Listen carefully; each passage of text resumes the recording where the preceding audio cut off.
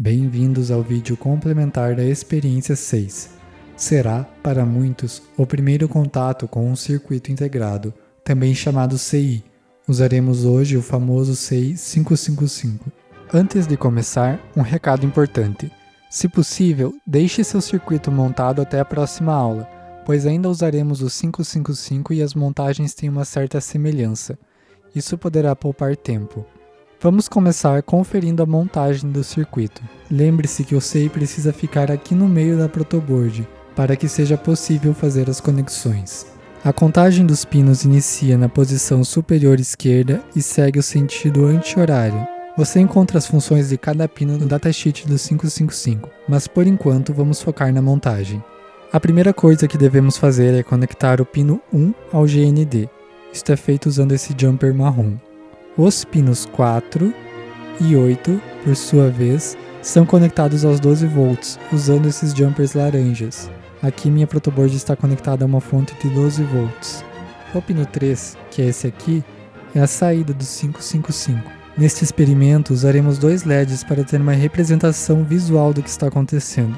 Então colocaremos cada um deles em série com um resistor, mas de acordo com o datasheet, eles estão colocados com polaridades inversas. Então o vermelho está conectado aos 12 volts e a saída do 555 no seu lado negativo, enquanto o verde está conectado com o seu lado positivo na saída do 555 e o outro lado no ground. Lembrando que os LEDs permitem a passagem de corrente em apenas um sentido, este é um bom momento para pensar sobre quando cada um dos LEDs vai acender, quando a saída é alta ou baixa. Não esqueça dos resistores em série com os LEDs para limitar a corrente e não queimar os componentes. Depois, conectamos o pino 2 ao pino 6, usando esse jumper aqui. Esses pinos estão conectados ao capacitor C, que terá uma influência na saída do 555, bem como ao resistor RB, esse aqui, que também terá uma influência importante na saída do 555. Por falar nesse resistor, o outro lado dele é conectado no pino 7 e ao resistor RA, que é por sua vez conectado aos 12 volts. Esse é o resistor RA conectado ao pino 7 e aos 12 volts. Para completar a montagem, colocamos um capacitor de 10 nanofarads, esse daqui, entre o pino 5 e o ground. Depois de ler toda a teoria introdutória no roteiro, vamos ao procedimento 1. Nele, vamos testar 3 combinações de resistências para RA e RB, observando o efeito das alterações na saída. Já no procedimento 2, os resistores terão valores fixos e as mudanças serão em relação ao capacitor, que terá um valor nominal cada vez menor, causando um aumento progressivo na velocidade de operação do circuito. Vamos ligar o circuito para observar o comportamento. O roteiro pede que sejam feitas medições do tempo em que a saída permanece alta e do tempo que permanece baixa. Como comentei há pouco, esses tempos vão depender das combinações dos valores de RA, de RB e do capacitor. No terceiro procedimento, vamos prestar mais atenção às tensões, uma vez que já fizemos, ou tentamos fazer, as medidas de tempo. Nosso nó de referência será o ground. Os pontos de medição serão 2. O primeiro, aqui no capacitor. Lembre-se que o capacitor está carregando e descarregando. No roteiro, há mais explicações de quanto da carga ou da descarga o capacitor atinge para que o circuito 555 mude a sua saída. A carga e a descarga do capacitor pode ser visualizada melhor utilizando um osciloscópio ou um voltímetro analógico, se disponível. O segundo ponto de medição será a saída do nosso circuito, no pino 3. Também não é muito fácil observar o que está acontecendo nesta velocidade devido à limitação de medição do multímetro. Vamos experimentar com outra combinação de resistores.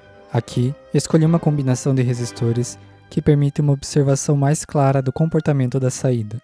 Com essa combinação, também é possível visualizar melhor o que está acontecendo no capacitor.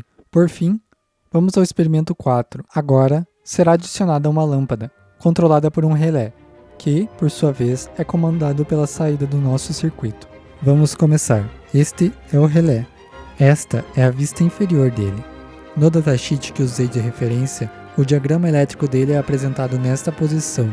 Se achar necessário para facilitar as conexões, transcreva a vista de cima em um papel. Para orientar o relé na posição correta, observe que alguns pinos são mais distanciados que os outros. Coloque então o relé no centro da protoboard, como fez com o 555. Uma vez que já identificou os pinos, podemos seguir com as conexões.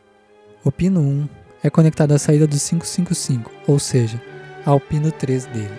É este sinal que vai controlar a posição interna da chave do relé. Aí, conectamos o outro pino da bobina, o 16, aos 12 volts. Passamos as conexões envolvendo os 127 volts. Cuide com os isolamentos para evitar curtos-circuitos, danos à rede elétrica e acidentes. O pino 4 é conectado a um dos fios ao qual a lâmpada está ligada.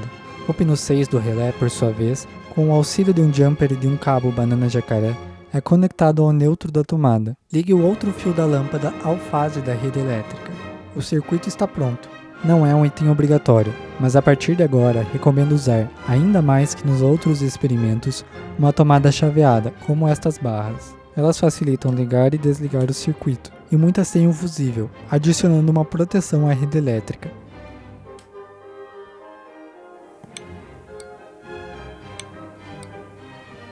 Este é o complemento do experimento 6. Não esqueça de deixar o circuito montado para a próxima aula.